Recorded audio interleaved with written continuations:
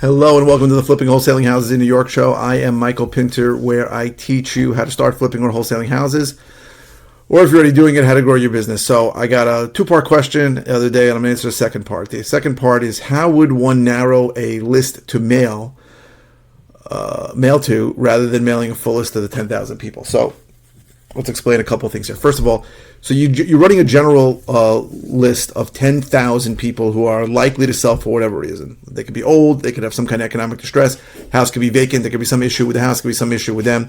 But in general, they have some kind of distress or problem with the house. All right? In some places, you can get lists of tax delinquent. That's awesome. You can get code violations. That's fantastic. So if you have this list, how would you narrow down a list to mail it? So first of all, I don't know how much you want to narrow it down to. I spoke about this earlier, but let's say you can't afford to mail 10,000 pieces, which is going to be $5,000. You can't afford to mail that 6 times, which is $30,000. Very understandable when you're starting. So let's say you say, you know what, I can mail 2,000 pieces, which is $1,000, and I can mail that every month for 6 months. I can afford $6,000 to mail over 6 months. Now, while I believe that you may be working in way too small of a sample size, right? The problem with something that small is not great. Let's push that question aside for now. How would you narrow it down? So one of the things you could do is you can run that same list against, let's say, a vacant list and see how many are vacant. You could run that list either in PropStream or I use Batch. You can look for property, so you can exclude properties that were listed for sale. You can exclude properties if you didn't the first time. You can exclude properties that recently sold. Obviously, those are gone. You can exclude properties maybe that are corporate owned, because those are usually bank owned or already investor bought. These are probably things you could have done before you got the list, and you may have done them before you got the list. But now you want to narrow it down. So you may decide, hey, if I only have a limited amount to mail, I want to mail in the areas that I really know. So maybe I'm going to filter it by zip codes that I love, zip codes that I really want. You may filter it by other criteria, right? And that's really what you do. You just keep narrowing it down till you get a number that makes sense to you. There's no magic way to do this. It's going to be different for every single area you are and every single list you have.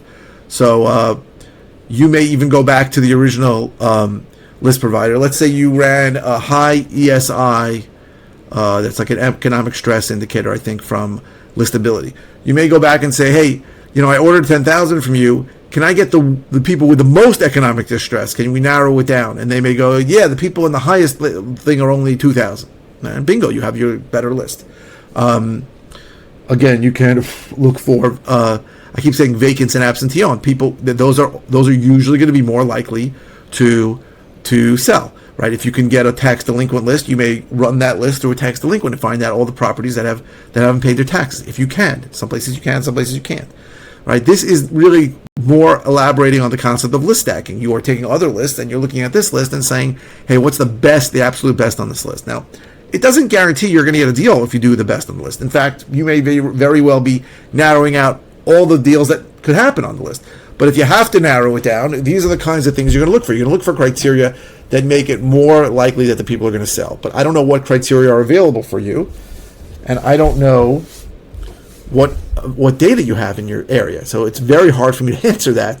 So those are my suggestions. If you can get that data, then go deeper into that data. If you can get the original data that you chose to buy the to buy the list from, maybe you can get the most of that, whatever that is. So, for example, if you just chose older people or people that have owned the property for a long time, maybe you go back and narrow it down to the people that own the property for the most time. Only people who own property over 25 years, only over 20 years, right? Only people over, maybe you ran a list of people over 50. Now you run over 70. So you keep narrowing down on the criteria. That's really how you make smaller lists, and that's it. And like I said, these are not guarantees that this is going to be the absolute best list. It's just you increasing the likelihood. Again, you're increasing the likelihood that the list is going to be, increasing the likelihood that the prospects on your list are going to sell. It doesn't mean they are going to. Even if you work with a list of 10,000, doesn't mean you're going to find somebody who's going to sell. That's the honest truth. I wish I could tell you, we all think we're going to buy this list, and these are going to be people who want to sell in 5 minutes. It's not. These are people who are more likely to sell. It doesn't mean they're going to sell. Vast majority are not going to sell. So you are going to have to work the list as hard as you can. But narrowing it down is going to be based on the criteria, on the data that you have available to you, the data you have based on the list you have, the data based on the list provider you chose, and you're just going to try and get more of whatever you wanted in the beginning, or some other data, right? Those are your two choices. You can get data from another place, right? Let's say you ran a list of seniors who are living in the house over 20 years, and you have the ability to get tax delinquent data. You're going to try and mix those and find, hey, is there any seniors that living in the house over 20 years who can't pay their taxes? That's good. Let's say you can get a code violation list where you are. Let's find seniors above that age who aren't cutting their grass or keeping the place clean, keeping the yard clean, or shoveling the snow. That's good information. But if you can't get other data, then you want to stick with the data that you originally got, and you want to narrow down that data, right? So when you originally got a list, you picked a list and you narrowed it down till you got 10,000. But if you say, listen, I have this list of 10,000, whatever I'm doing, I skip trace the list and I'm calling it, but now I only want to mail 2,000 or 3,000, that's all I can afford, or 4,000, then whatever criteria you use in the beginning, you want to just narrow that down even further, right? The way you got from 500,000 to 10,000, you want to keep going down there. So if, for example, let's take the same thing. So if you had seniors who have been living in a house over 20 years and you got 10,000, let's go for people who live in the house 25 years. Let's pick seniors who are even older, right? Those are more and more criteria of how you narrow it down. That's what I would say. But I would say, between you and me, if you're going to mail to a list of less than 5,000, it's tough. It's tough for that to really be a basis for you to judge. And a list of 5,000 is not cheap, right? A list of 5,000 is going to be almost $2,500 to mail postcards to. And you got to mail them 6 times. Now, you could probably mail them every 6 weeks. So what do we got? So we got a month and a half. So that's every twice is 3 months times 6. So you got over 9 months. So over 9 months, you're going to spend, what do we got? $2,500. $2,500 times 6. It's 15 grand over 9 months. So maybe you can afford it, maybe you can't. Listen, you got to do what you got to do. If you can't afford that, then you're going to pick a small list, and that's it. So that's the basic gist of what I got. Hopefully I can splice the earlier video to this one, or it's going to be a disaster, which is possible, very possible. I hope this was helpful. If you are interested in all the ways I can help you, go to howtoflipnewyork.com. If you are interested in finding out more about one-on-one coaching, I don't know where to send you, because I'm redoing my entire coaching program. And for the study at home program, right now it's what the hell is it? Shit, I don't remember. But hopefully I'll put it in the thing below.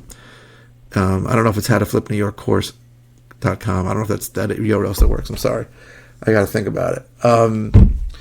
But please keep the comments coming. This came from a comment. I post 5 times a week. I very, very, very often have no idea what to talk about. Your comments give me topics to discuss, so I really appreciate them. And you can ask any comment. It doesn't have to be about the video you're watching. It can be about anything. I don't care. If it's something simple, I'll just reply with an answer. If it's something I've covered recently, I'll send you a link to a video or videos on it. And if it's something new, I will do a brand new video on it. So please keep the comments coming with the questions. I really appreciate them. And I really appreciate everyone who's been watching, everyone who's been liking. If you're watching on YouTube, please subscribe. Please click the thumbs up every time you see this. It really helps the algorithm. The more people that like it, the more people get to see it. The more people get to see it, the more people get to like it. And thank you very, very much for watching. I really appreciate it.